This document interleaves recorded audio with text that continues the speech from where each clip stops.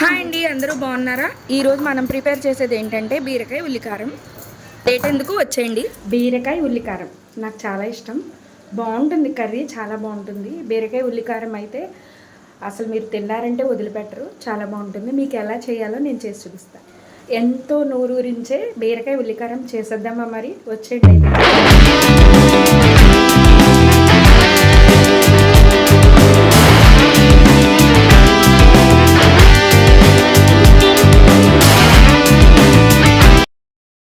ముందుగా మనం బీరకాయలు తీసుకుని శుభ్రంగా వాష్ చేసేసుకుని దాని మీద ఉన్న తొక్కుని తీసేసుకోవాలి, పీల్ చేసేసుకోవాలి.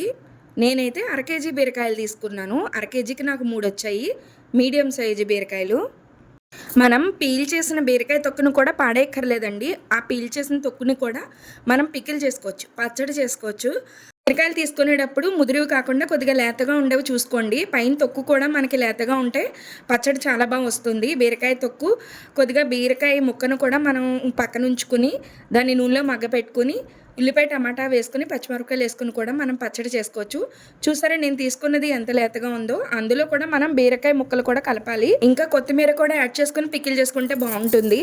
నేను ఇప్పుడు వీడియో చూపిస్తున్నాను కదా, బీరకాయ ముక్కలు ఈ మాత్రం పెద్దగా ఉండాలి. చిన్నగా అయితే మీకు మగ్గిపోతుంది, బీరకాయ ముక్క కనపడదు. అదే మీరు పెద్ద ముక్కలు తరుక్కున్నారంటే ఉల్లికారం పీల్చి ముక్కలా బాగా కనపడుతుంది మనకి బీరకాయ. అందుకని వీడియోలో నేను చూపిస్తున్నాను కదా, అలాగే మీరు కట్ చేసుకోండి. బీరకాయ ముక్కలు పెద్దగా ఉండేట్టే చూసుకోండి. నాకైతే కట్ చేయడం కంప్లీట్ అయిపోయింది. చూడండి, నాకేంటో వంట చేస్తున్నప్పుడే ఆకలేస్తుంది. మీ అందరికీ కూడా అలాగే ఆకలేస్తుందా? పక్కన చూస్తే పాలకోవా కనిపించింది, తినేసాను, చాలా బాగుంది టేస్ట్. నాకైతే పాలకోవా తినడం కంప్లీట్ అయిపోయిందండి. ఇప్పుడు వచ్చేయండి బీరకాయ కర్రీ ఎలా చేయాలో తయారు చేద్దాం. ముందుగా స్టవ్ వెలిగించి పాన్ పెట్టుకోండి. పాన్ వేడెక్కాక మాత్రమే ఆయిల్ పోయండి, లేకపోతే ఏదైనా మనం చేసేప్పుడు మాత్రం అడుగంటేస్తుంది. ముందుగా పాన్ వేడెక్కాక ఆయిల్ వేయండి. ఫస్ట్ మనం వేరుశనగ గుళ్ళు వేయించుకోవాలి. పోపుతో పాటు సమానంగా మనం వేరుశనగ గుళ్ళు వేయించుకున్నామంటే మాడిపోయే అవకాశం ఉంది, కాబట్టి ఫస్ట్ మనం వేరుశనగ గుళ్ళు వేయించుకొని సపరేట్గా తీసేసుకోవాలి.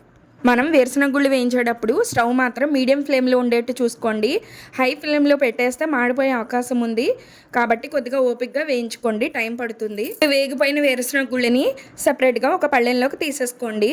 తీసేసుకున్న తర్వాత మనం మళ్ళీ పాన్లో ఆయిల్ వేసుకుని పోపు దినుసులు వేసుకోవాలి. ఫస్ట్ ధనియాలు, పచ్చిశనగపప్పు, మినప్పప్పు, ఇవన్నీ 2 స్పూన్స్ వేసుకోండి. నాకు అలవాటు ప్రకారం నేను చేత్తో వేసేసాను.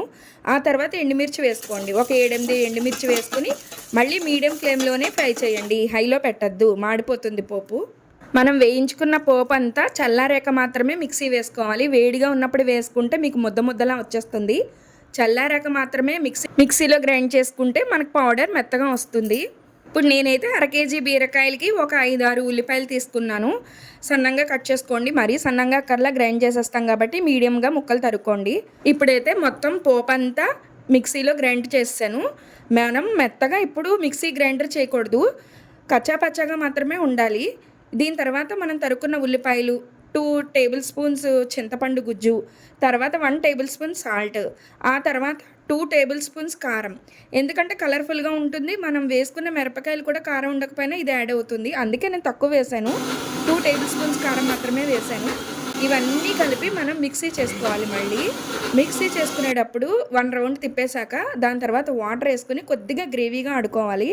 మనం చేసుకుంటున్నది ఉల్లికారం కాబట్టి బీరకాయ కూరకు అంటుకోవాలి, కాబట్టి మనం వాటర్ వేసుకుంటే కొద్దిగా గ్రేవీగా వస్తుంది కర్రీ, రుచిగా కూడా ఉంటుంది.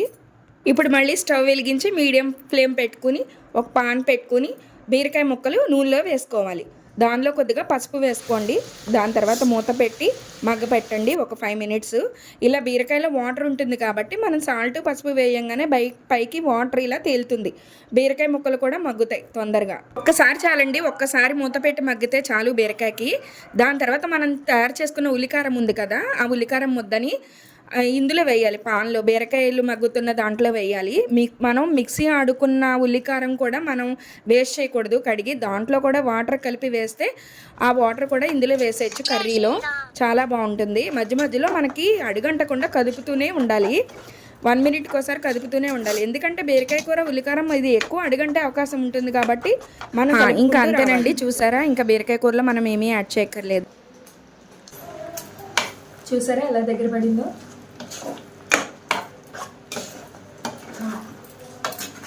ఈ పచ్చివాసన అంతా పోవాలి ఉల్లిపాయలో.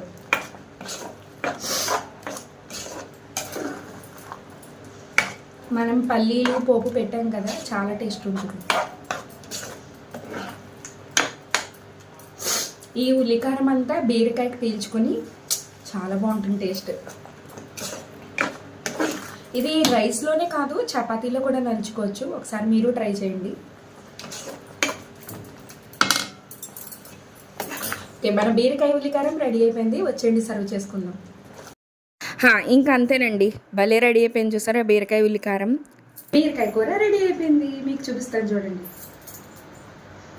ఠన్ ఠన్ ఠన్. చూసారా, పొగలు పొగలు వచ్చేస్తున్నాయి.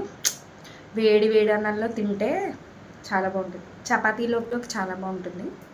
పుల్కాలు చపాతీ చాలా బాగుంటుంది. ఇంకా అయిపోయాక మనం బౌల్లోకి తీసుకుని సర్వ్ చేసుకోవడమే. చూసారా ఎంత కలర్ఫుల్గా ఉందో. నేనైతే అస్సలు ఆగనండి, వేడి వేడి కర్రీ చాలా రుచిగా ఉంటుంది. ఇంకా అన్నంలోకి పెట్టుకుని తినేసాము. ఇంకా మళ్ళీ ఇంకో వీడియోతో మిమ్మల్ని అందరినీ కలుస్తాను. ఉంటానండి. Thank you for watching.